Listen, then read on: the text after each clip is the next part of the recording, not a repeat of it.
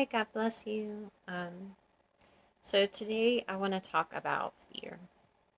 Um, so fear is kind of a funny thing.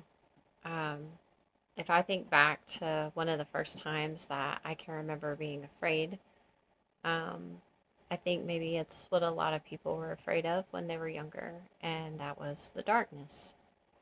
So God gave me this message. He wanted me to speak on a couple of chapters and verses and to give some analogies that he brought to my mind about fear. And I'm going to open with Acts 26:18. It says, to open their eyes and to turn them from darkness to light and from the power of Satan unto God, that they may receive forgiveness of sins and inheritance among them, which are sanctified by faith that is in me. Now, that was Jesus speaking, and he was talking to Saul, um, and he was letting him know why he revealed himself to him. So, um, that's what he wanted me to open with this verse about um, that we all start in darkness, and that God is the one who brings us into the light. So, the first analogy that I have for fear that came to my mind because so many people, like when they're little, like kids' fears are of the dark. Like you're afraid of the dark, you're afraid to sleep. I had my little Disney nightlight in when I was little, but I was still scared. Um, and I was an only child until I was 5 years old. So I didn't like to be alone, like in my room, asleep in the dark like that. Um, so I can remember for a long time I was afraid of the dark when I was little. Um, But that brings me to my first analogy or example.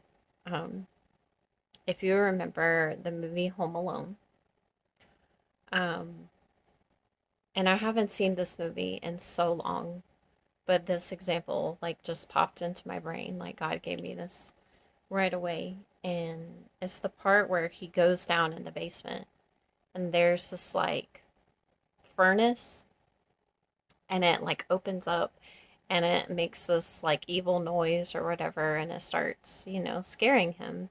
At the beginning of the movie, it shows this and he kind of gets scared and runs back upstairs away from it.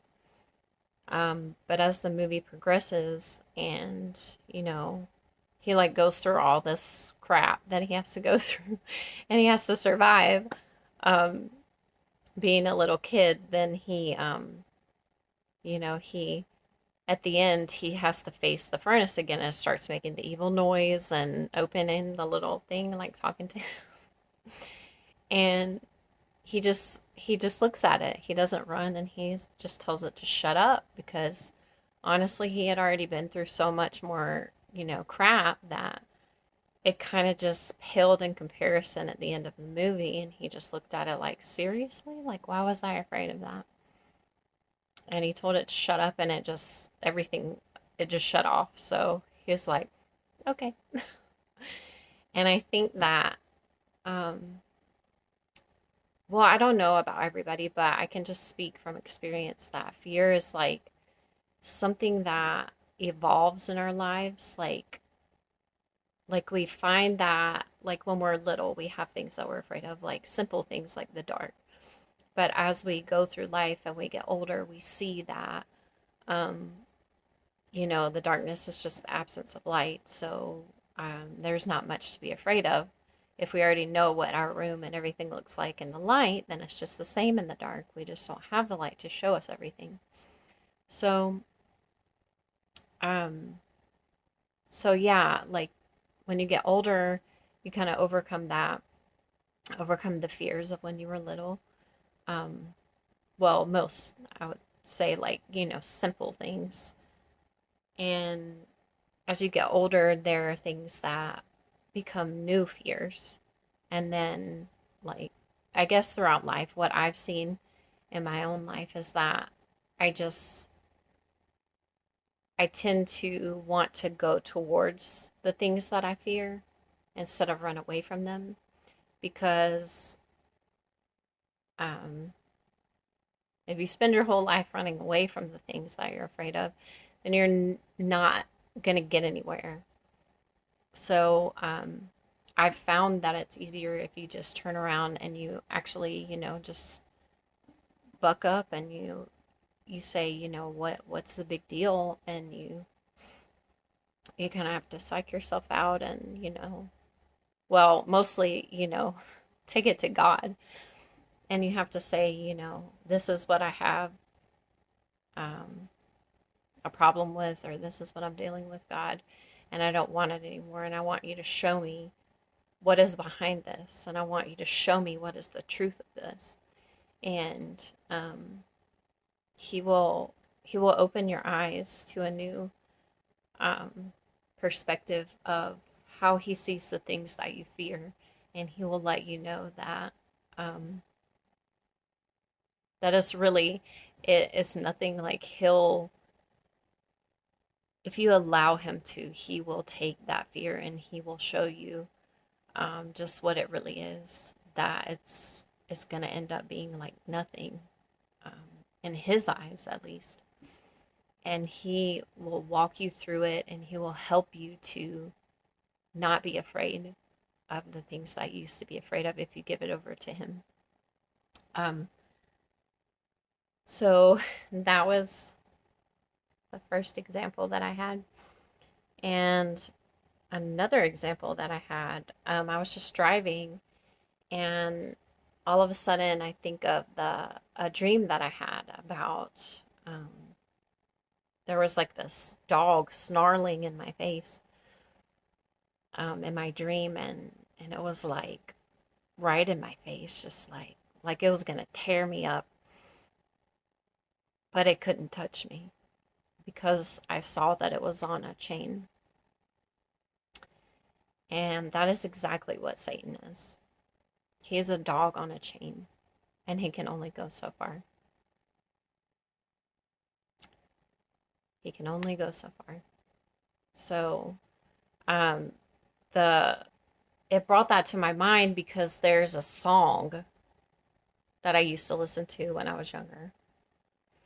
It's called Freak on a Leash. So that's just what it reminded me of when I thought of that dream. I was like, Freak on a Leash. Yeah. That's a good example of what Satan is to us.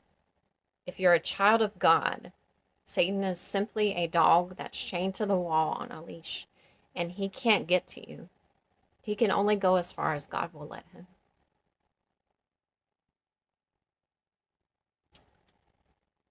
And I wanted to read some more scripture about what it says about fear.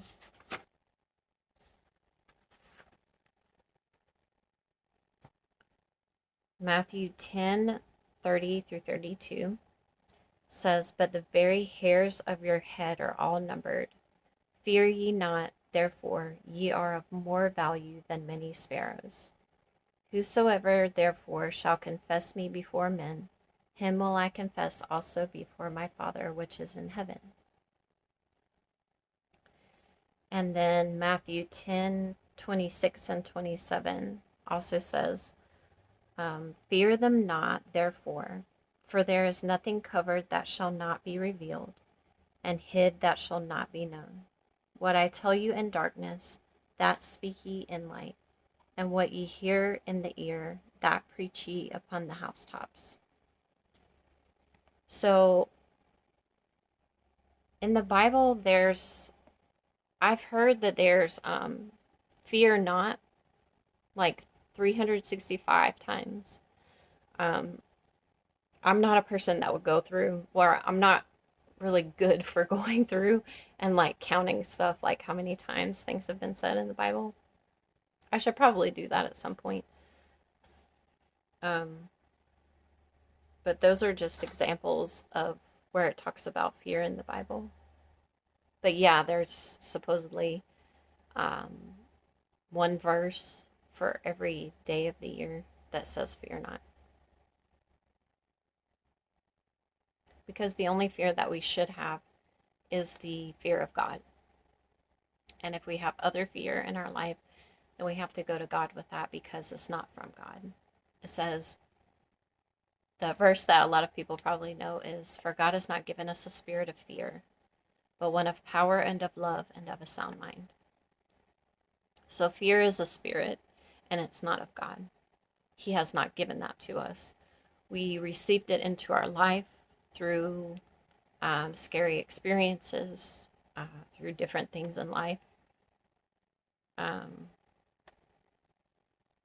and yeah, it's not of God, and we have to take it to Him when we have something that we fear, and we have to face it. And God doesn't want us to face, like, doesn't want us to be like shaking in so much fear when we face it either. He wants to hold our hand and He wants to break it down with us and show us how not scary it is. I'm speaking from experience.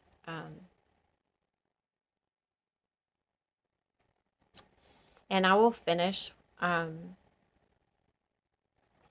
with the verse, or not the verse, the chapter that God gave me about fear, because I was dealing with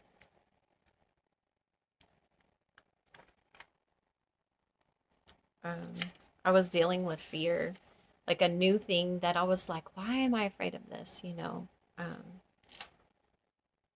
And I just happened to be in Psalms.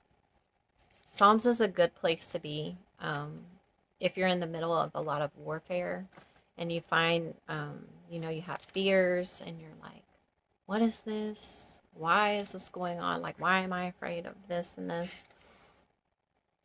David was in the midst of so much warfare, and he made the Psalms when he was in the warfare. So I find a lot of comfort in reading the Psalms. So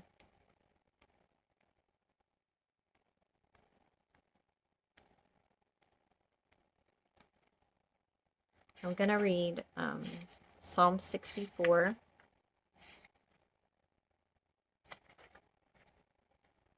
Because this is what I was reading, and it just, like, I might have read it before, but it didn't hit me the same way that it did when I was reading it, and I had this problem with fear, and I didn't even know where it came from. I didn't know the origin of it. Why was that in my brain? And God just, He gave me this chapter, and I want to read it to you because it gave me a lot of comfort and it gives me strength when I read it. So I read it constantly, as much as I need to. Okay, Psalm 64. Hear my voice, O God, in my prayer. Preserve my life from fear of the enemy. Hide me from the secret counsel of the wicked, from the insurrection of the workers of iniquity, who whet their tongue like a sword and bend their bows to shoot their arrows, even bitter words, that they may shoot in secret at the perfect. Suddenly do they shoot at him and fear not. They encourage themselves in an evil matter. They commune of laying snares privily. They say, who will see them? They search out iniquities. They accomplish a diligent search. Both the inward thought of every one of them and the heart is deep. But God shall shoot at them with an arrow. Suddenly shall they be wounded. So they shall make their own tongue to fall upon themselves. All that see them shall flee away, and all men shall fear, and shall declare the work of God. For they shall wisely consider of his doing. The righteous shall be glad in the Lord, and shall trust in him, and all the upright in heart shall glory. And I just find a lot of comfort in that. And I try to comment it when I'm watching videos, like the warfare videos that I watch on some channels. I try to, if people are going through stuff and they just need encouragement, I try to put, Psalm 64 at least so people can go read that and like write it out, put it on your wall, just declare it. I mean, It doesn't matter who's coming against you. It doesn't matter about wicked people. It doesn't matter. He says, fear them not. Don't worry about them, because he sees what they're doing, and he repays everyone for the deeds that they do. He sees everything. So let them speak evil. You know what? Because it says, but God, but God, he will take care of them, because we are to love our enemies. That's the only thing that makes us different from anybody else in this earth, is that us Christians, we're to love our enemies. We're not to sit there and curse them and be evil back to them. No. That's not what Jesus was an example of. He let God take care of people, because it says, him who kills by the sword shall also die by the sword. So you want to mouth off about other people who are Christians and you have nothing but evil coming out of your mouth? Do you not think that that will come back to you? How can you not think it will not come back to you? Um, I don't know. I'm not the kind of person that will shoot off evil out of my mouth about people. So, um, but it's just a reminder that if you feel like you're going through a lot of warfare and you feel like a lot of people or a lot of things are up against you, that it doesn't matter. Fear them not, but God. That's what I have to remind myself. Sometimes I'll just be sitting there or I'll be driving and I'll think, but God. You know what? Because I don't have to say or do anything to other people who are not acting right. God is going to correct them. And that's all I have to say about that. I've needed to make this video for a long time now. I am a procrastinator. God has given me material that I need to speak on, and I've written all of this out, and that's what he gave me to start doing videos on. So I definitely needed to get this filmed and to get it out there, to be in obedience to God, not because I want to make videos, because I'm a shy person and I don't necessarily want attention. I don't even have any social media, so this is for God, and I'm just walking in obedience to him. So I look forward to making more videos as he gives me more content to speak on, because he's showing me more and he's giving me wisdom and teaching me how to fight in the spirit realm. And I'm excited to come on here and to be able to use this platform to glorify God. Thanks so much for listening. Bye.